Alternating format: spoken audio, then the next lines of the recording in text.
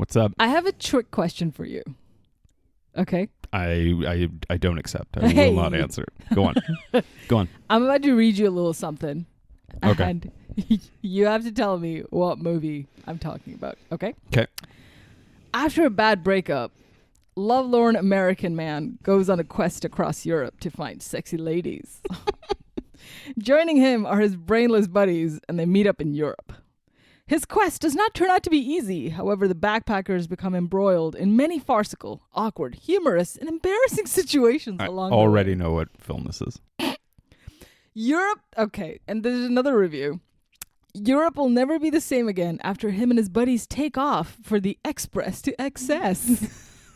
They're hooking up with hot strangers and jamming up all the extreme insanity they can into the wildest trip of their lives. This movie is... Euro Trip. And also, Quentin Tarantino presents Hostel. So great. By Hostel, do you mean the Borat of Slovakia? A film that's illegal in Slovakia, pretty much.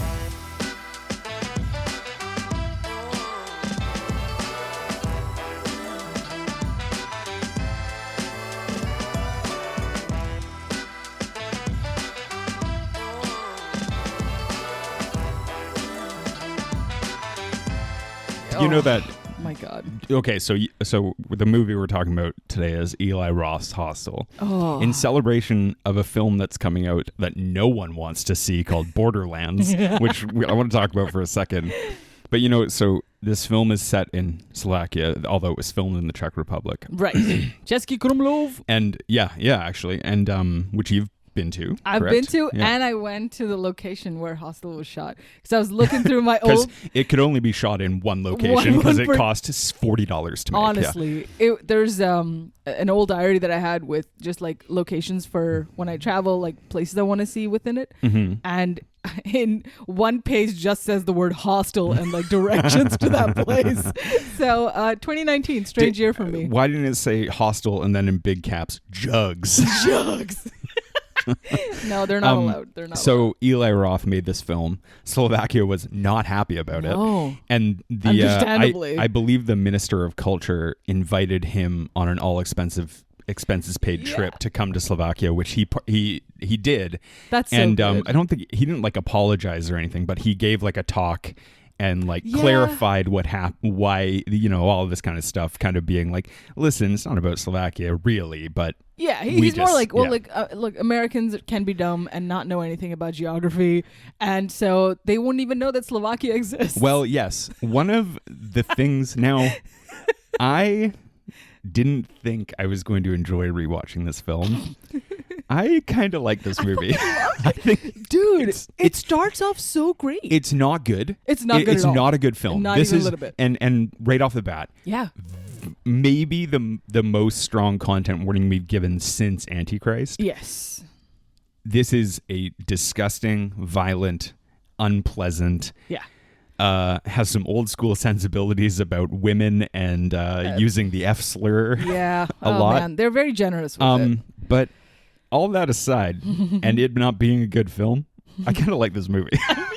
And going back to that point, this movie is interestingly more anti-American. It's more about America than it is about Slovakia. Yeah, and you don't feel sad when like the protagonists are kind of knocked off. They kind of have to be insufferable people for you to kind of be like, oh yeah. Okay. I mean, yeah. I'm glad you got Slovakia. Sorry, maybe there's another word for it. No, it's Slovakia. I think the people of Slovakia want us to call it being Slovakia when you get tied up and cut apart with a chainsaw. The damage this movie did to Eastern Europe is unparalleled. I think especially back in 2002. Eli Roth not only did... It came out in 2005. 2005, that's right. Cabin Fever was 2002. Like you said, like Slovakia's ministry is not happy with Roth Eli. Mm-hmm. But he also issued an apology to Iceland, I think in a jokey way. And then the Icelandic minister was like, hey man, people don't really know our varied nuances. So he was invited to Iceland too. Jesus. Because and then I think the Prime Minister of Iceland was like, well, that guy's kind of like most Icelandic guys, so you're pretty accurate about that. Come check out Cool Slovakia, aka Iceland Rules. Yeah, cold Slovakia. We're nice about it. So can we just... The reason we're doing an Eli Roth film inexplicably and probably ill-advisedly is because it's so crazy that he made the Borderlands film, which is coming out the day you hear this, it should be out. What looks like a easily like a blockbuster film based on a good video game that I've played. I played the second one. Very fun video game. It's a fun game, yeah.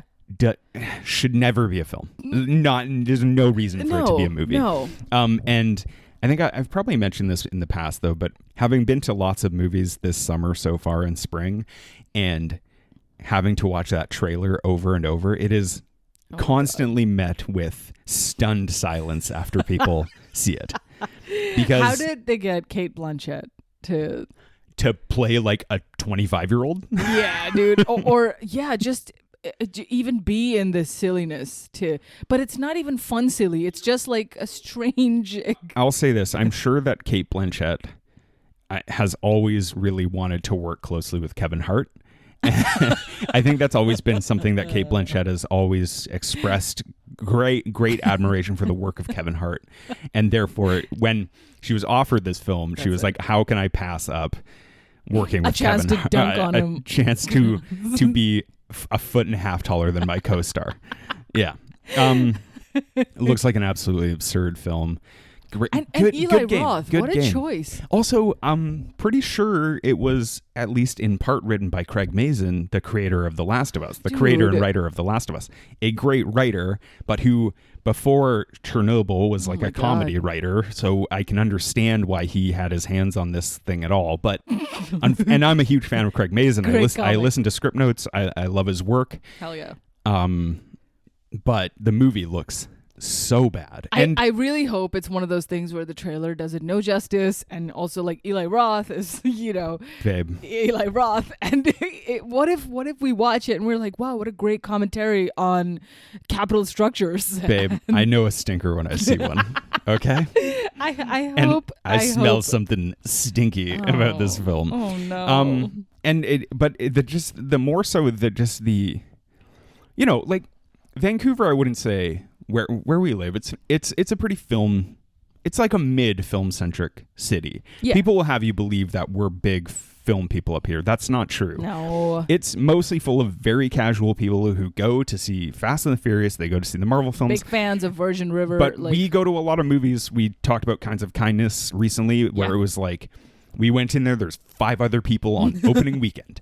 Like it's not necessarily the most it's not bustling. It's not New York, it's not LA. It doesn't have that kind of vibe. Every time I go to a packed theater where they're showing a blockbuster film, and so they show the trailer for another blockbuster film, which is Borderlands, it is constantly met with this just like, no one wants to see this. You can just feel it. Or when I went to see Hitman, for example, the 2 fucking most annoying guys sitting behind me were like, what is that? Just out loud.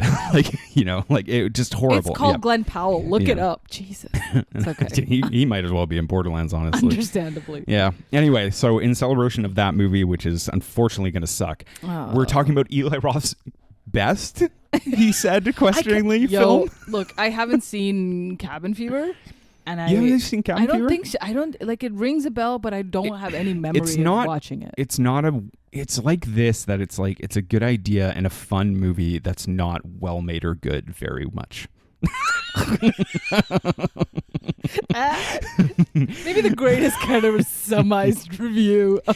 This is a better made film, though not, in my opinion, a greatly made film. But Cabin Fever, I like Cabin Fever. Don't get me wrong. I'm not. That's all I can say about it. But like, I wouldn't say like it's fucking cinema at its peak.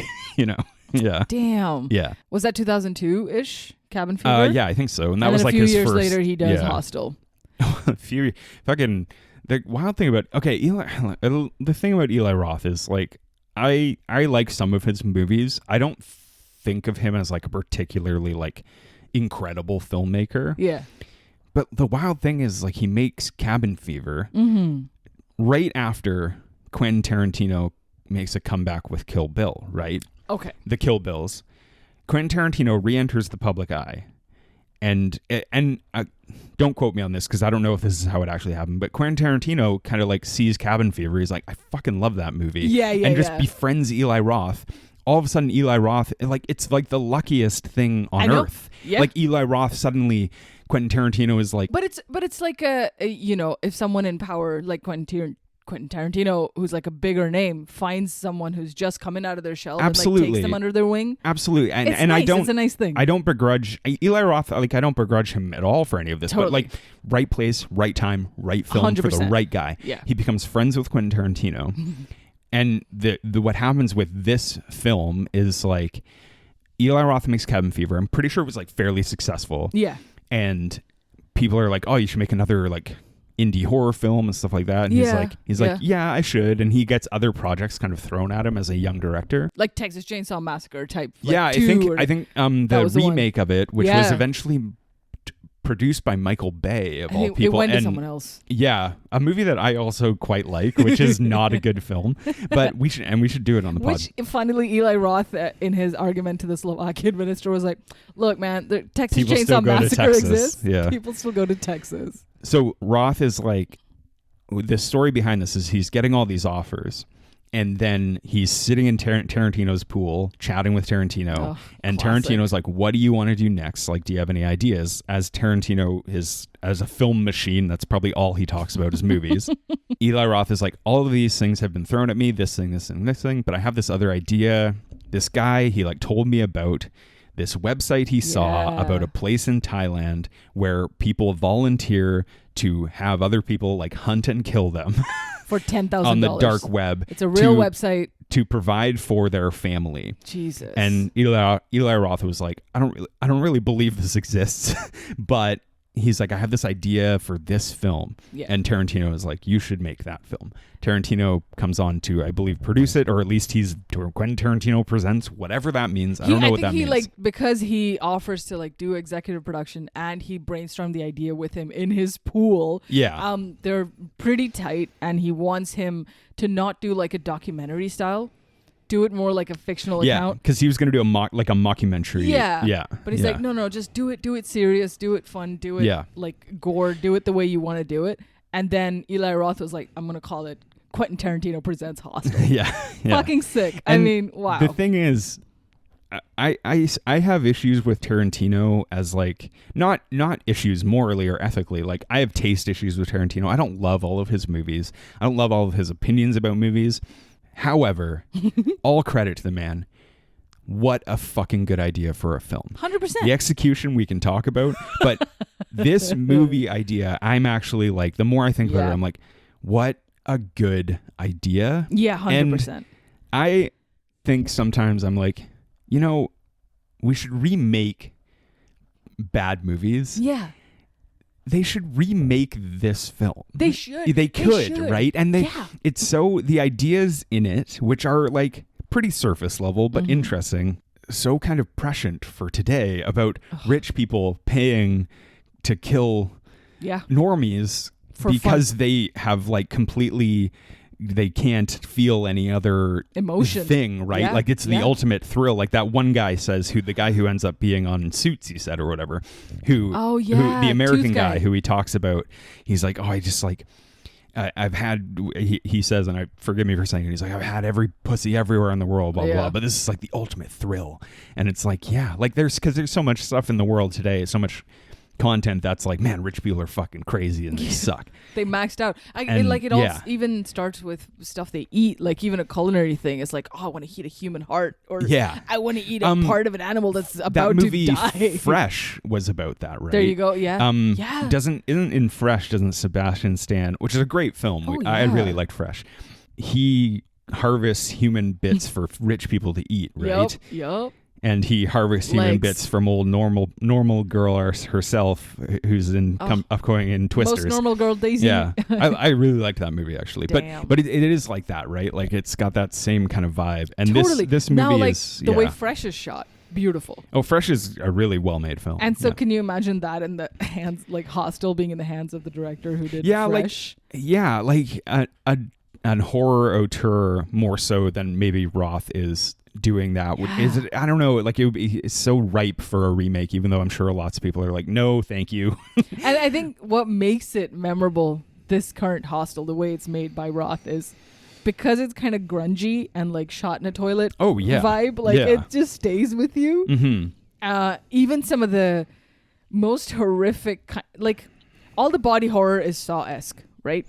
But something about the way he chose to showcase certain torture scenes without it being too gratuitous. Like, some of the most horrific things are pretty off screen.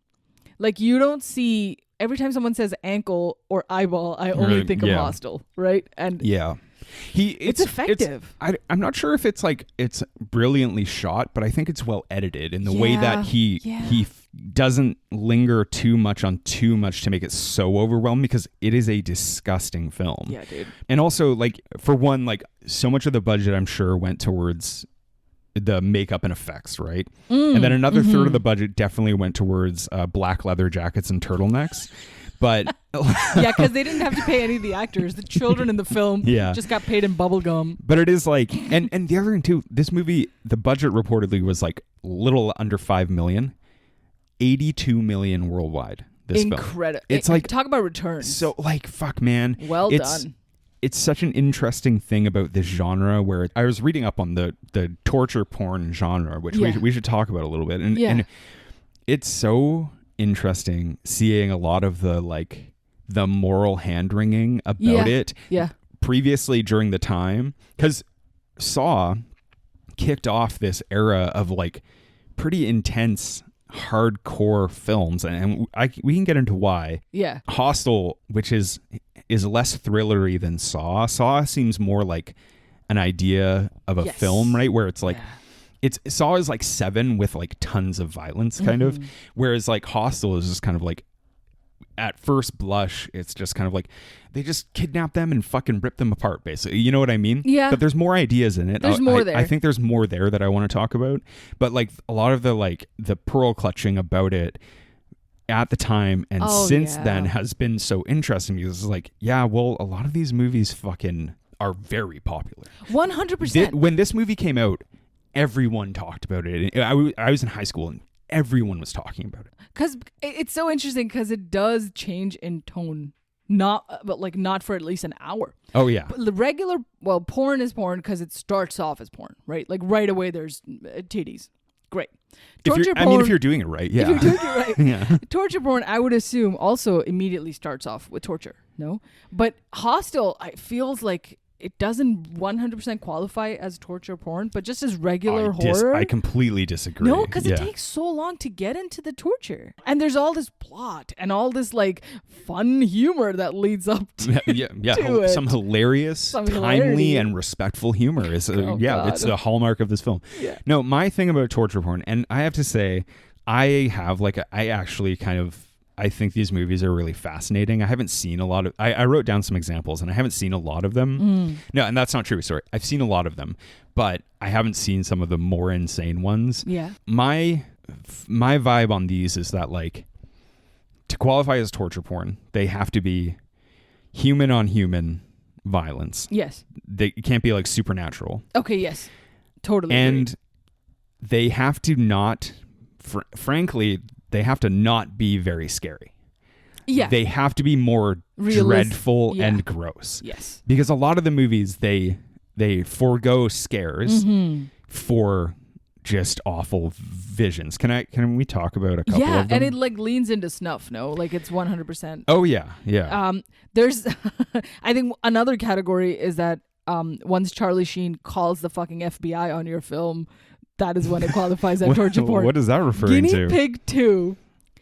Charlie Sheen got his fucking hands on that movie, and he was obviously off his fucking rockers because he called the FBI, who launched a full-fledged inquiry into the production and distribution. For harming guinea pigs, I assume? For animal abuse? Listen, honestly, not a single guinea pig in this film. Yeah. All humans. But that film, Guinea Pig 2, is... classic torture porn, because there's no story, there's no fucking plot in that goddamn film. All it is he captures women, tortures them, kills them.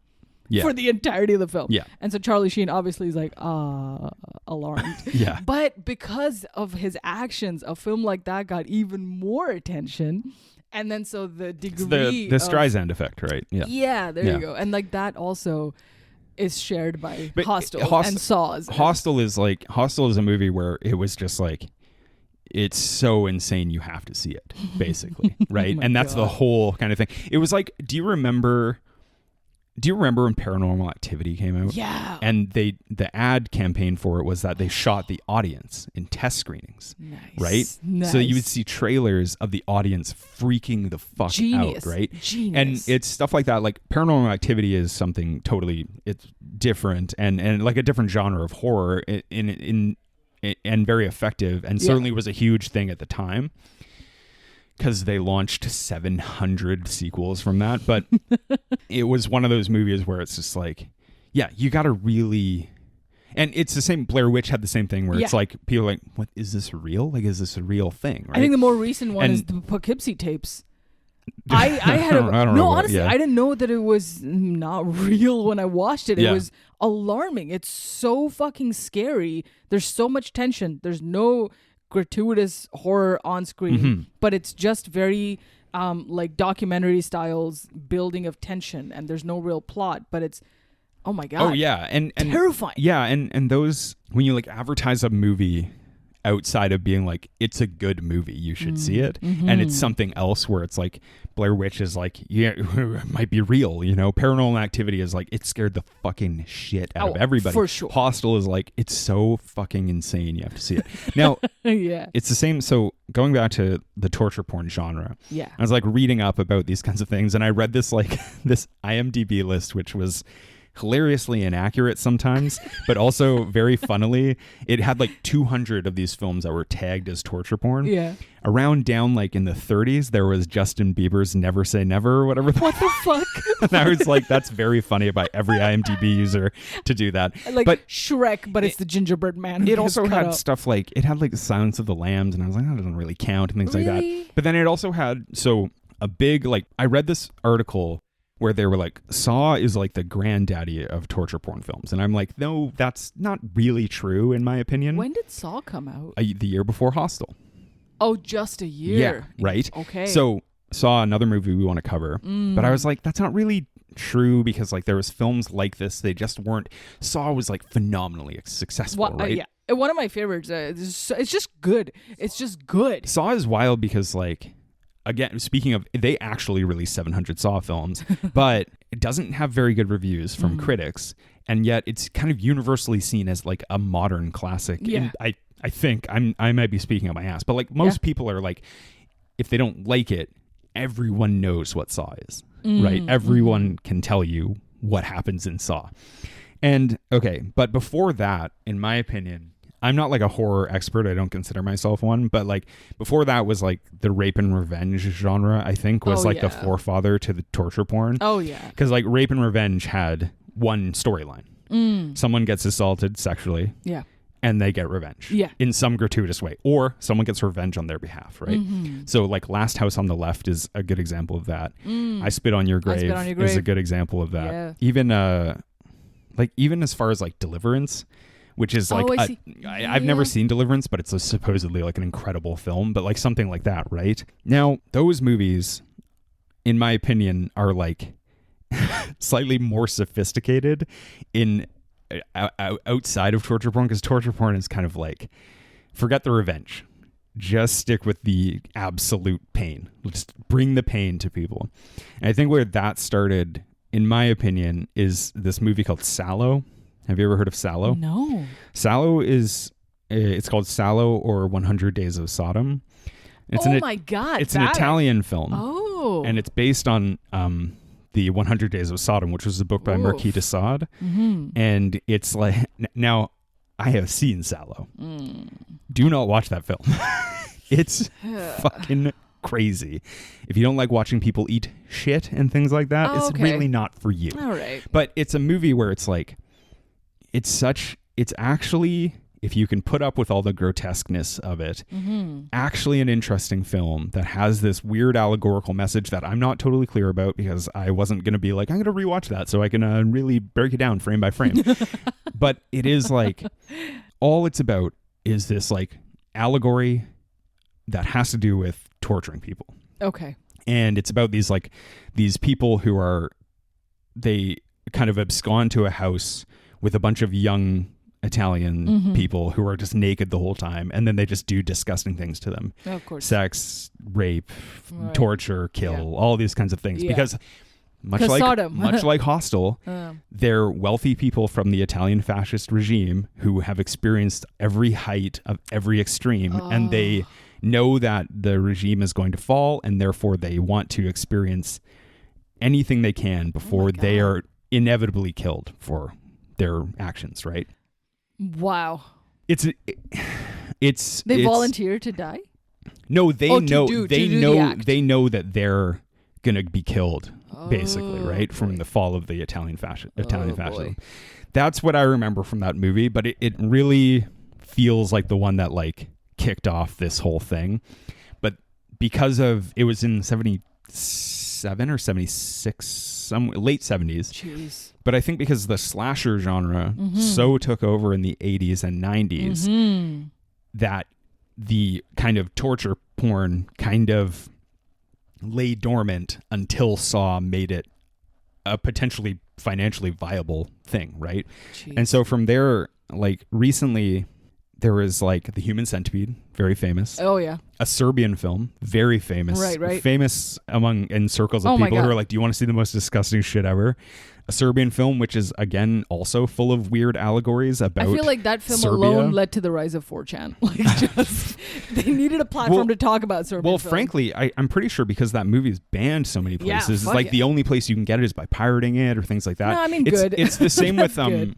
A lot of people attribute the rise of this genre to how Japanese films, like really hardcore Japanese films, like by Takashi Miike, who makes a cameo in this film. That's right. Started to become more available in North America, and Japanese people had this shit down to a science in the late 90s. So, but there was that. This has been ahead of the game, no matter what. Yeah. There was Saw. There's this awful movie called The Girl Next Door, not the one with Emil Hirsch. Which is a very intense, horrifying film. Experience when a girl shows up at your door. There's an Australian movie which I'm pretty sure I saw a long time ago called The Loved Ones, which is insane. Jeez. And I would argue, The Passion of the Christ. Oh my God! I mean, really, the ultimate snow film. It came out the same year as Saw, 2004, and it's like it's that old. It's two movies mainstreaming. Yeah. Torture. Torture. Yeah. You know, because yeah. have you seen Passion of the Christ? Yeah. It is like an hour and 50 minutes of torture and 10 minutes of plot. We do love the idea of suffering. Like, it's like embedded into cultures. It's embedded into, like, certainly in Hinduism, definitely in Christianity. Oh, yeah. It's just such a point of, like, strange enjoyment. I don't want to say enjoyment. Like, there's got to be a word for it. It makes you uncomfortable, but you can't look away from it. Yeah. Well, we talked about this with Antichrist, right? Yeah, there you are. Was like, it's hard to say like, oh, I really like this. I like watching this movie. But it's like, you're kind of morbidly fascinated. It is a morbid but it's not even, it's beyond that. It's like this morbid, like, I can't not watch this, but also, holy shit. Yeah, because it's a confusing feeling, because it's not just disgust, but it's also like sadness, especially when it's like, Jesus Christ. Yeah. You're going to want to find out, I don't know what happened to the guy. Spoilers. Yeah. Spoilers, nothing good. But like, good. Okay, and now do you want to hear my academic vibe about why the rise of why this is like became bigger in American cinema? Yeah. Besides Japanese cinema becoming more popular. And then, frankly, Eli Roth, Quentin Tarantino pushing this type of genre. I know it sounds very millennial of me to say this, but I think it has something to do with 9/11. And the fact 100%. that having seen this horrific event televised and broadcast, and seeing, like, if you remember, like, seeing people die on live television. Of course. It's horrible. It's a horrible thing. Yeah. And big news. 9/11 was a horrible thing. Big. I just want to put that out there. We are an anti 9/11 podcast. Yes. And by that I mean like we're not happy about it happening, you know. I think it's something to do with that and the way that it's like you can untame popular entertainment in this way that it's like, well, we've already seen horrible things happening in reality. Yeah. Because if you think too 9/11, but also like speaking of the internet, the rise of like Al-Qaeda sending videos of people being killed and things like that. All of this, like the fucking Bush administration and Abu Ghraib and everything all together. Then the torture at Abu Ghraib like being a huge mainstream story. My right? God, yeah. Then getting to this film, that's what I think this movie is about, is how tired people were with America in 2005. Started this war in Iraq, the popularity, the shine of having been 9/11 wears off from the world because all of a sudden they start this horrific and unjust war. Yeah. And then this movie is like, Americans are these like Idiots. stupid oafs who just come and trample on this other country and think that they can objectify it and defile it and do whatever the fuck they want. Instead, what they get is tortured. Yeah. Which is such a sweet like twist. Well, not for us as the audience, because you do empathize with the characters a little bit, but they don't fully deserve everything. But can I just point out this thing, right? When they get locked out of their hostel at the beginning, they go up to this guy, Alexi's room, and Alexi says to them, he's like, you go to Eastern Europe. If a woman hears an American accent, she will fuck you, basically. Yeah. And they're like, whoa, cool, jugs. When they get to the hostel, Paxton is tied to the chair. The first thing the guy does when he sees the dude who's paid to kill Paxton, the security guard comes in and says, speak. See, he's American. Yeah. He's like, what do you want me to say? And he's like, he's American. Look, he's an American. You hear his American accent, you can do whatever you want to him. It's I know it's like not the most brilliant point. That's a great point. But it's so interesting. Yeah. And because like the currency of wanting to kill an American is worth more. Yeah, because they have it on the card, right? Yeah. It's like European 10,000, something blah blah blah. And then American is 50 grand. 50 grand or whatever. Yeah. It's crazy. It's a cool movie. Yeah, because I mean that is the best thing that Eli Roth thought of with this, whether it was inspired by a real website or not, because to his point, I watched a 30-minute behind the scenes shooting of the Hostel. Yeah. And there's a great scene where he's talking about how the motivations for this film came about. And it's all like set in Thailand, at least the real website. Yeah. Where families that are so poor volunteer to send a member.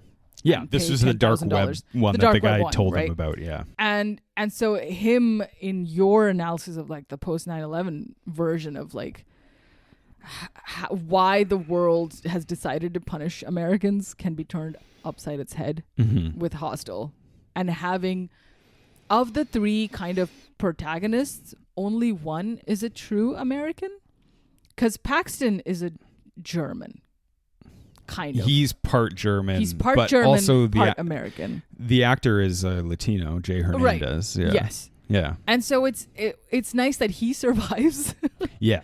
And the true quote unquote American who's like probably a closeted homosexual, probably a very American character. Very American character, yeah. Frat boy. Yeah. Like a drop in the F slur every 3 minutes. Self-hating, 100%. Probably closeted gay guy who is like has to put on this like facade of masculinity. Yeah, and and like just like general superiority and all that stuff, and it's like immediately killed to death. Yeah, it's killed so hard. But also like the interesting thing is he kind of knows it's not good.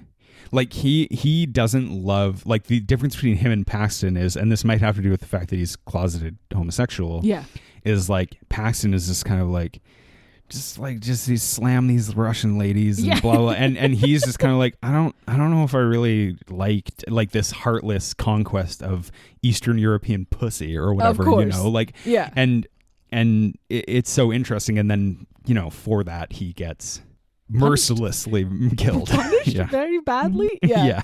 Generous heaping of boobs right on his face, murdered to death, Yeah. but not quite that nicely. Have you heard of the term splat pack? Yeah, that was Roth, Tarantino.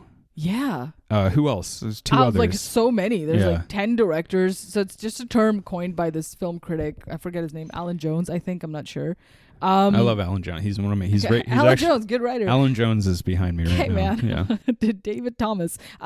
Group of independent filmmakers who since 2002 had directed and written and produced horror films because they were low budget. Is James Wan part of that? James Wan's definitely part of Yeah. that. Low budget and extreme violence. So movies like Cabin Fever, House of a Thousand Corpses, Rob Zombie. Oh, Zombie, of course. Yeah. Saw, of course, James Wan. Mr. Zombie. I'm sorry. Mr. Zombie, Dr. Zombie, Hills Have Eyes, Alexandra Aja. Oh, yeah. He also did. Alexander Aja did recently. He did that movie about crocodiles that was pretty good.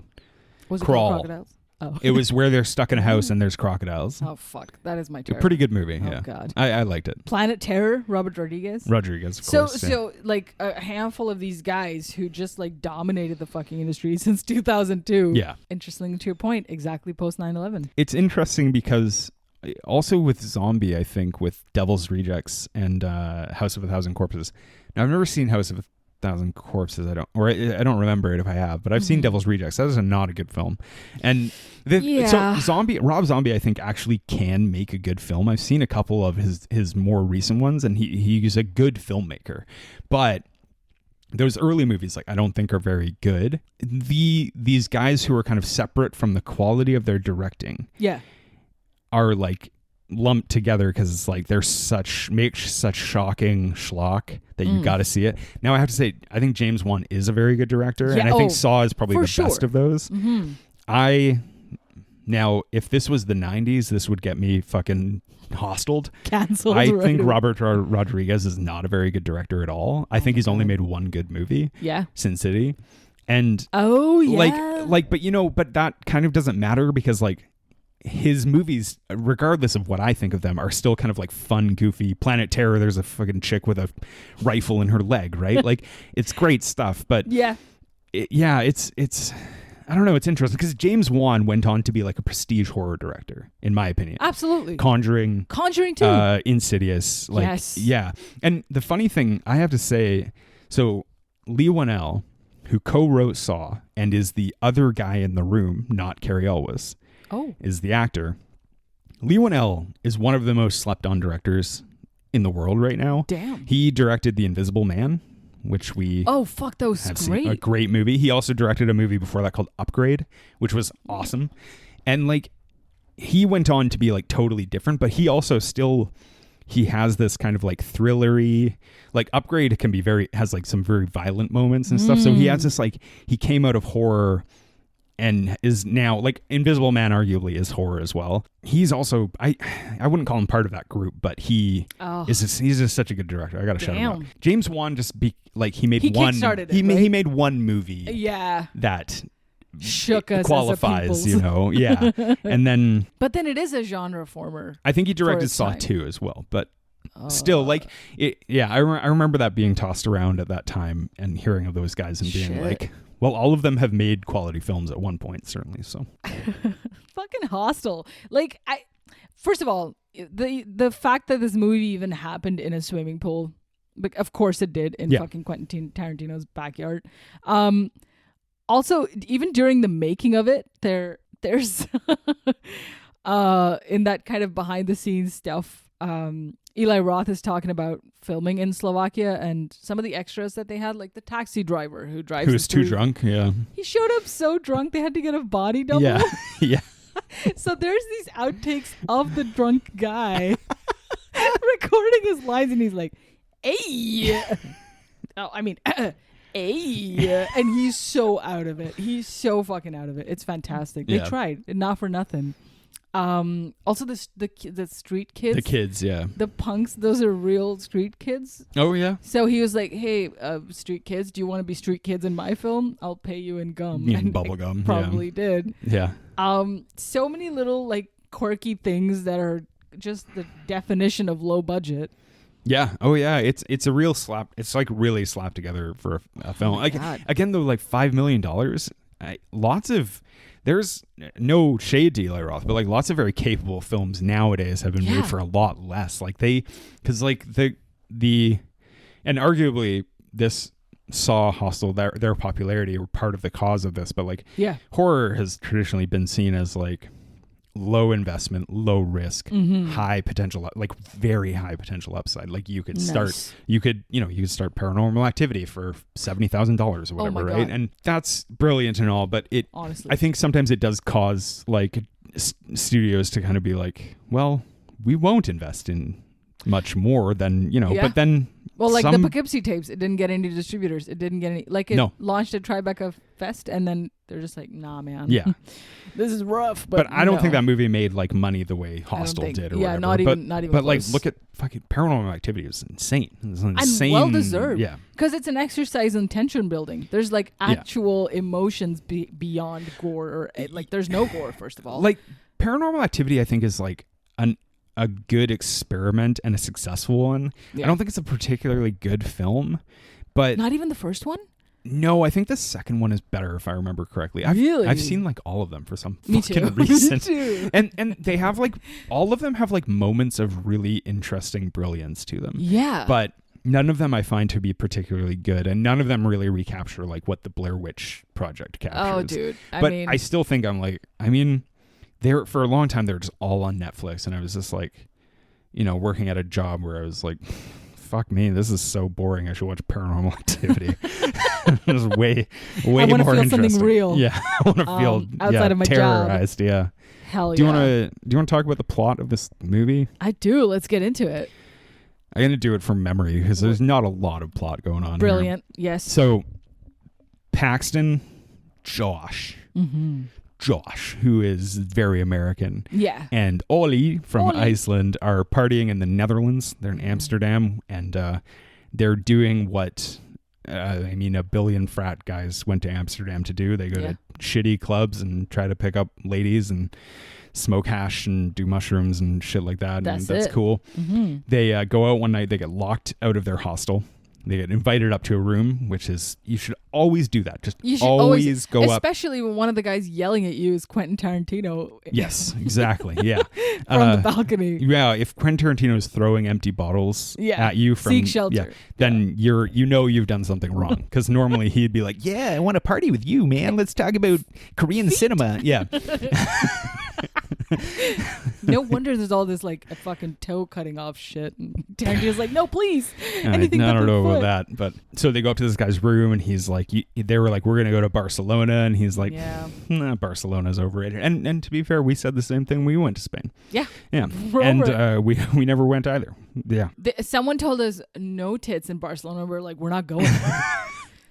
Actually, cancel plans. I have to guess that in Europe, that might be one of the top tit destinations, to be honest. You know what? I feel like Hostel is fake news because when I went to Bratislava, not one tit. Not one tit, no. I didn't see not one. Lots of beautiful trees. Splendid.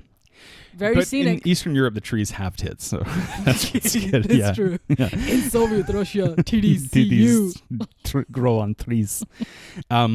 So he's like, don't go to Spain. It's boring. And they were like, yeah, Spain. Who cares? Tapas. We don't need it. Paella. Paella is overrated. No, we all know that. I'm over it. And they're like, we want potatoes and pancakes. Hell yeah. Or whatever. No seasoning. He's like, go to Eastern Europe because he's basically go to Eastern Europe to get a blowjob. Yeah.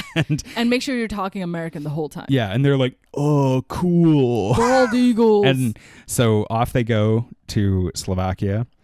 They get off in this town that looks awesome, and it's basically a factory in a town. But then it's actually Kresge Kumla. What's it called? It's very beautiful, right? Yeah, it's like a huge tourist destination.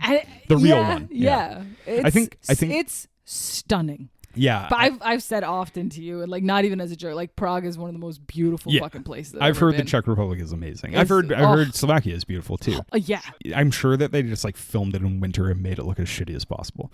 But they made it pass as like some random town. Yeah. But then in like the reflection of the train, they haven't even like removed the signs that you can see the words Prague. Oh, you really? can see everything written in like. Yeah, whatever. He was like, I got like 2 rupees for budget. Yeah. Man. I'm not gonna turn this shit around. He was so poor he had to pay in Indian rupees. Yeah. Yes.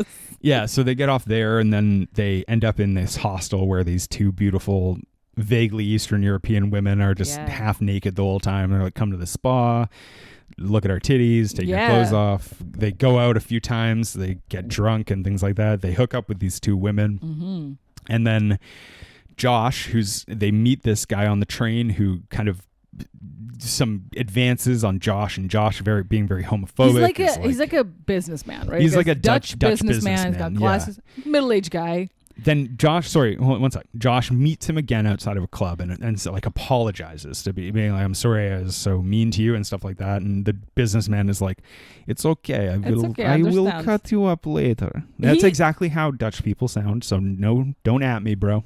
There's a fun fact about this guy. They were 6 days from shooting Hostel, and they still hadn't cast that fucking lead villain, the Dutch guy.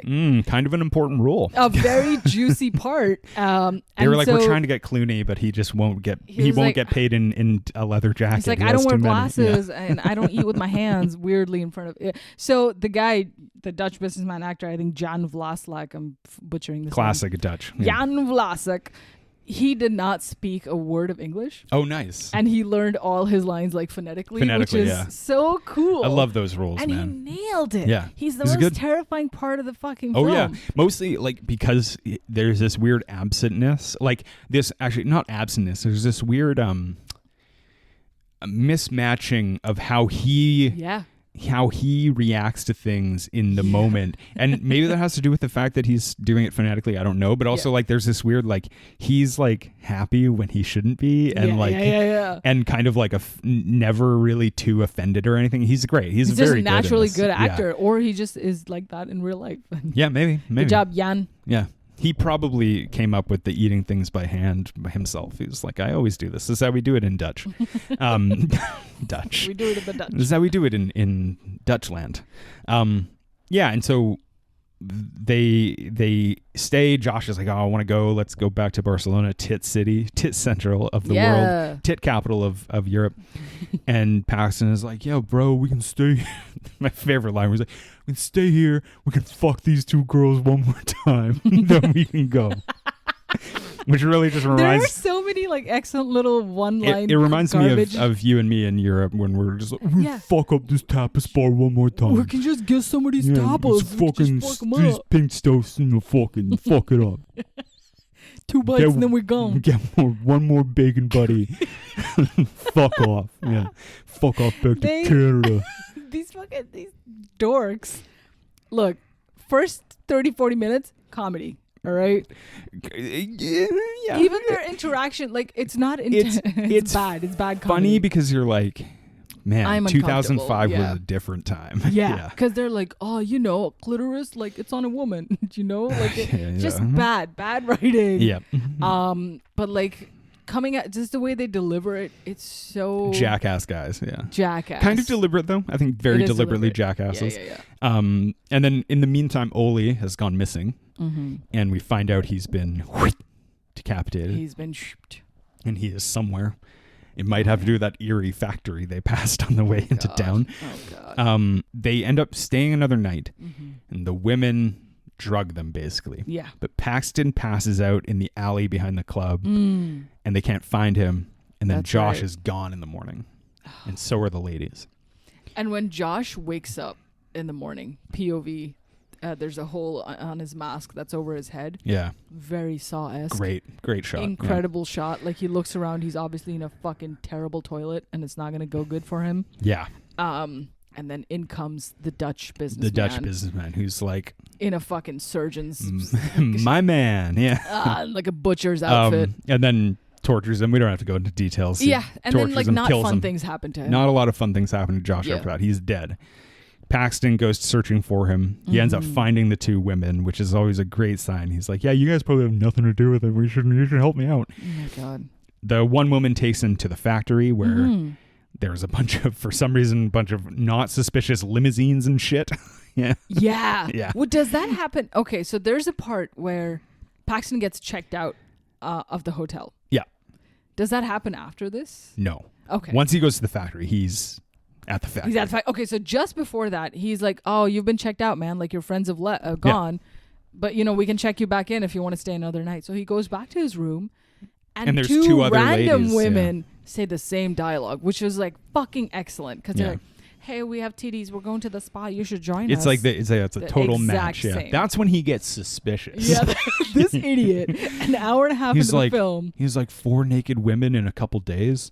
No Wait. way my luck can be that good. So he resists throwing his slam piece out on the table, and he goes to this factory, and the woman's like, "Yes, there is art here. The art is upstairs. Go into the factory." And he's like, "Yeah, fucking okay. I guess art. That makes total sense. I should He's trust got like you." no like survival instinct up until I think though that's part of the comment on the Americanism of it all, the right? confidence. It's like the naive confidence of an American being like, well, if I go in here, it'll all be fine. It'll I'm all sure. be fine. And I'm sure nothing can crazy happen can happen to me. I'm American, Yeah, dude. You know that in Titanic, one of the best films ever made, when when Jack Dawson is running to catch Titanic with his friend and the ports are pulling away. I always love the line when he like gets to the front and the guy's like, "Have you been through the health check?" He's like, "Yeah. Besides, I don't have lice. I'm American." Oh yeah, that's right. It's like that, That's right? Like that kind of jokey, silly confidence. Of course. That place, the interior of the slaughterhouse, it's all filmed in a functional mental hospital. Yeah, a former one. A former- closed wing of a From like of a hospital. 1910 or something. That was the one that was on my list to go see when I was Oh yeah, in Port. that would be cool. Yeah. And it's alarming. It's not. It's probably very creepy. It's they very probably make creepy. good money off of being like, "Remember Hostel? Whoa." Like I think in that like behind the scenes thing that I watched about the film, they're talking. He's going through the building, that mental hospital, and Eli Roth is like, "The basement was so creepy. We had to have a constant string quartet classical music playing while we were shooting it just to make it feel cozier." That's funny. I feel like that would make it feel more. That actually sounds creepy. way more haunting. Yeah, dude. You should be playing DMX or something. Yeah. Yeah. Calm it down a little bit. Yeah, Little John and the East Side Boys would really liven that place up. But yeah, so and then from there, I mean, he gets kidnapped and tortured. So does the Japanese lady who's with Kana. Poor guy. Kidnapped and Poor tortured lady. too. And then there's kind of like an escape sequence. He meets another American guy who's it's Yeah. very that's like it's interesting. That scene, I think that scene is quite funny, but also I'm like, why didn't Eli Roth play this guy? Even though that guy's a good actor. I Yeah, was like, he seems very Eli Roth-y. Yeah, he's he's got that intense eyebrow game going, like. But also the like frantic, like like Yeah, man, Eli Roth can kind of feel, be that man. way. Yeah. Tell me how it felt. So great. That guy is so great. Every time he's he's a good in actor. anything, Yeah. I'm just like, oh, you should have paid Peter Pettigrew in Harry Potter. That guy's tooth game is unmatched. Paxton is like about to escape and then realizes that Kana has been kidnapped as well. Goes back to rescue her. Disgusting. Because he's got like trauma from his youth when he saw a girl drown and he's like, I couldn't save her when some child, and so I'm going to do it this time. Yeah, a nice and he nice succeeds. thing. He gets her out of there. Well, yeah. He saves her and then they escape. There's a long chase sequence. Amazing when he runs them over. He sees the two girls, and then to seal the deal, he sees Alexei, the guy who told them to go there all along. Perfect. And just runs them over. It's the funniest shit. And then the one lady survives and looks up and gets run over again. Incredible. By a different car. So good. Comic. It's very funny. Yeah. An even better scene follows this when they run into the same gang of street kids. Oh, yeah. Who block the roadways. Yeah. But this time in his car, he's got like a whole bag of bubble candy. gum. Yeah. So he's like, "Here, kids, if you let me pass and also murder the guy who's about to follow me." Yeah, you have no problem murdering someone. The kids stomp his fucking skull in, which is the funniest shit. Look, look. Something about the way it like his head caves in like a bag of potato chips. Oh yeah, it's like there's like a dent in by it. a small child. I don't understand the power. It's so funny because at this point, the thing that's interesting about watching this movie as an experience is like at this point the movie is so exhaustingly violent that like these moments, and I'm sure it's deliberate that they're like meant to be like insanely comic. Yes, of course. In the catharsis of being like, well, at least these people got what they made deserved. Out. Yeah. Then they get to the train station, and Kana sees herself in a mirror, and she jumps in front of a moving train, which is pretty awful. Yeah. But it gives Paxton time to escape onto another train. And on that train, which is going to Germany, He encounters the Dutch guy again, though the Dutch guy doesn't know he's there. And then in the toilet at the train station in Germany, he murders the fuck out of that guy. And it's so great. And then it's so gruesome. There's an alternative ending to that. I don't know if they... I read it about it. Yeah. If they showed it or not, but I think the way he killed a guy is more gratifying. Not well received. Not well received. Well, there's even two. So there's one where Paxton finds the Dutch businessman's 6-year-old daughter. Not well received, this one. Yeah. There's one that like it's off screen and it's assumed that he kidnaps the daughter or like either to save her from this crazy Dutch guy. Yeah. And then there's one where he like slits her throat. Yeah, that was the one that's not well received. Not great, not great. So I'm glad they didn't go for either. No child was involved beyond cool kids who get to stomp other people. That was the one where he kills the girl is the original ending that Eli Roth wrote. He had to rewrite it and reshoot it, I believe, to the new ending, which is much more acceptable to a mainstream audience, I would say. Yeah. Oh. And that's it. And then Hostel 2. We should do Hostel 2 sometime. I mean, we're talking about it now. I've never seen it, but yeah. How different could it be? Jesus. Did they go to a... Ladies. Cast is all ladies. Damn. Maybe this time it's like Asia. No. It's Europe as well. They go to the same place, I think. Start off in nothing? Rome. Yeah. Good well, God. They weren't there, babe. God. Oh, yeah. Fair enough. Holy shit. Yeah. That's Hostel. Yo, so in another cool little thing. When in that slaughterhouse, when there's like one of the security guards who's sitting outside just casually watching porn on his fucking phone. Do you remember? Yep. That the adult movie that he's watching is a pastiche of an Eli Roth film. It was based on Cabin Fever. The movie is called Sex Fever. Oh, nice. So he's just watching an adult version of Cabin Fever. Yeah. For 30 seconds. There's also a clip of a dubbed version of Pulp Fiction. You would never be able to afford that today. No but chance. It's funny because no chance. Somehow Tarantino probably convinced the Weinsteins to be like, or whoever the fuck produced it to be like. Does he have to get permission to have his own shit shown elsewhere? Okay, so I'm not an entertainment lawyer, so I don't really know. Fair enough. Tarantino does not own the rights to that film. That's crazy. He could. People can do that. That happens, right? But generally, it's not owned by him, and so he doesn't have any say over the rights of who can. I suppose, yeah. But Tarantino. Okay, so here's an example, right? Have you seen the film Super by James Gunn? Mm-mm. I haven't either, but I know this about it. Liv Tyler's in that movie, right? Mm-hmm. And there's a scene that involves sexual assault, I believe, and they play an Aerosmith song. And James Gunn was like, I want to use this Aerosmith song.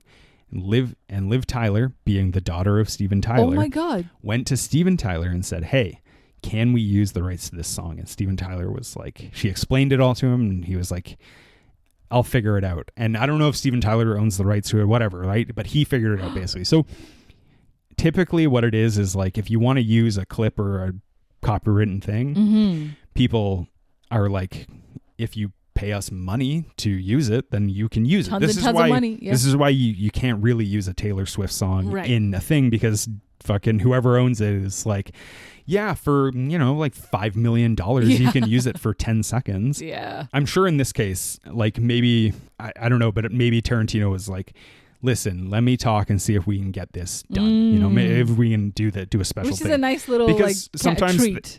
Sometimes like the rights holders will give like a special thing. Like I don't know, but I assume that's what would happen now, because most of the time it's like you don't want to guarantee you're going to use something huge like Pulp Fiction, something huge like a Taylor Swift song, because it's like, this is going to cost a bunch of extra money. It's going to take away from it. Like for 5 seconds of the film. So that's usually what happens. Holy shit. Yeah. Woo! Or maybe I'm wrong and Tarantino owns the fucking rights. I don't know, but who fucking cares?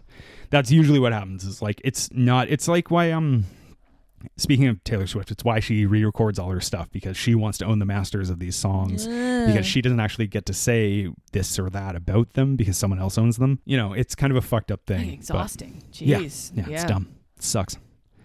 All right. Nothing more exhausting than just being inundated with just heaping jugs for 95 minutes. The Tortured Poets Department is the Hostel of 2024. Speaking of which. Don't come after us, Swifties. Anything more to say? No, I think this was a very, very cathartic fun watch if you like watching a movie. Yeah, like but this. also just to reiterate, don't watch this film. 100% do not. We cannot. We don't recommend it in any way. We don't. But just know what you're getting into if you do. Yeah. But also don't. Also don't. Yeah. Thank you for listening. It's been The Low Ceiling. It has been. I'm Pri. I'm John. Bye. Bye.